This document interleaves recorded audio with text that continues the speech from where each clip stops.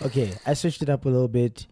I have a little bit of a new look. A friend gave me some really good advice just about lighting and stuff like that. So I'm hoping that things will just continue to look better. Not hoping. I'm promising that things will just continue to look better. And I feel pumped because today I want to talk about something that I actually didn't really have much of a grasp of until quite recently. And it's the idea of tension, right? Tension being anything that makes you feel uncomfortable, anything that tries to get you to have a release of any kind. Sometimes that urge is to create stuff. And the more and more you create things in your life, whether you're a songwriter, whether you're an artist, you're a painter, whether you are a anything, you could be a photographer and you want to capture moments, right? Have them frozen in time for people to see years from now. When you don't have gaps to think out ideas, to bring it to your attention certain things, whether it's things that are happening in your own personal life, things that are happening out in the world, things that are happening anywhere for that matter. When you don't allow yourself those little gaps, those little instances of there being almost nothing that's happening, nothing that's going on, moments that can really easily be taken for granted as just a moment where you were waiting for your phone or you're waiting for your computer to load up and start, and it's like a 3-minute wait. Maybe you have Windows. Yes, that's right. I just took a jab at all the Windows users. We have this urge to reach for our phone. We have this urge to want to do something. When we go to the toilet and we go and relieve ourselves, we take our phones with because we know we want to scroll through, right? And then what was actually supposed to take 10 minutes can end up taking 20 minutes. I mean, like, because social media just does that to us, right? We become these zombies and we just scroll and scroll and scroll and scroll. Because we don't make use of that gap to engage our minds, to think about the things that are happening to us, pertinent things that are important we should be thinking about. That moment passes us by. It robs you of your opportunities that you get in your life to really think about your life, to really think about the things that you're doing right, the things you're doing wrong. It robs you of those opportunities you get to have an awareness of yourself. I just think in general, a lot of times when we're experiencing tension, we want to bury it. We want it gone. We don't want it there. And that's the wrong way to go about our lives, because one of the things that Andy Stanley says is that you need to pay attention to the tension. And very often the tension we're experiencing is something that's signaling to us that we're in a situation where we need to pause. A lot of times this happens to us when we're about to make big decisions. There'll be a lot of big decisions you're trying to make and you're experiencing a tension. Maybe your friends all want to study this one thing and now you hop onto the bandwagon as well. And you say, oh yeah, well, I'm also going to go study that.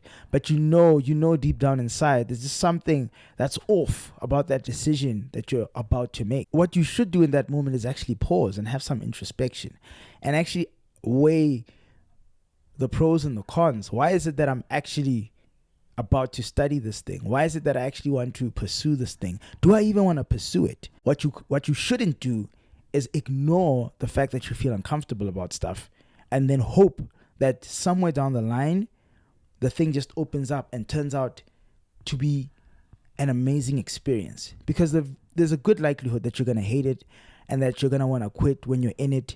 And we all know that stuff you start with, a lot of times it's terrible to hop off a train that's moving. No one wants to do that.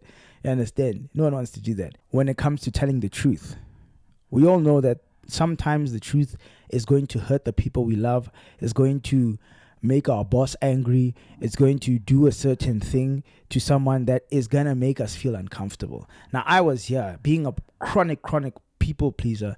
This was one of the things I probably to this day still struggle with, is that people pleasing. There's a very bad people pleasing tendency in me, and because of that tendency, I try to avoid that tension of having to have a difficult conversation with people, because I don't know where it comes from. It's definitely rooted in an insecurity of some kind, but you wind up not talking about the things you need to talk about. And that only makes you an angry and bitter and resentful person, because you don't have those conversations, those tough conversations you need to have with your parents, with your siblings, with your friends. You understand? Because we're always worried. I don't know what it is. I mean, from a people pleasing standpoint, I can tell you for a fact, there's this irrational worry that a single bad conversation or argument or confrontation can ruin a whole relationship beyond the point of repair. We should never want to move,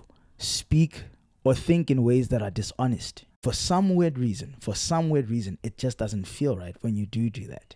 And why is that?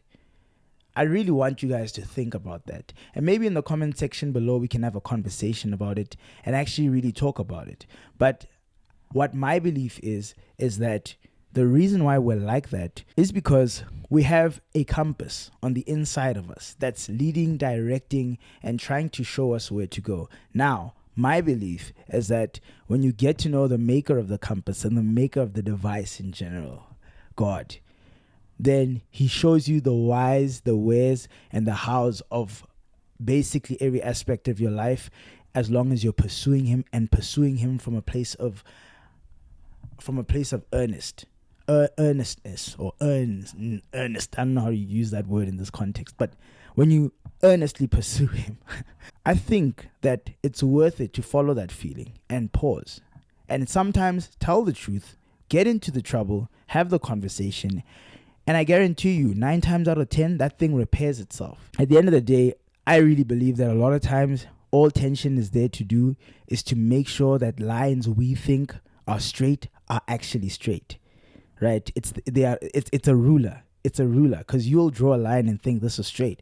But when you bring out a ruler, you actually might see that it's crooked here or there. When you're looking at that foundation on your own, you'll think it's straight. But that thing shows you that it's actually not straight. So embrace tension. Give it a shot. And as always, guys, I'd like to encourage you, please like and subscribe. Share this video with your loved ones, young people trying to grow up. Growing up is tough. We all need each other, and we need to hear stories about how people messed up so that your siblings, your younger cousins, your younger nieces and nephews can grow up smarter than you did. And so, yeah, that's all I have for today's video, guys. Hope you guys enjoyed it, and we'll chat again next week. Peace out.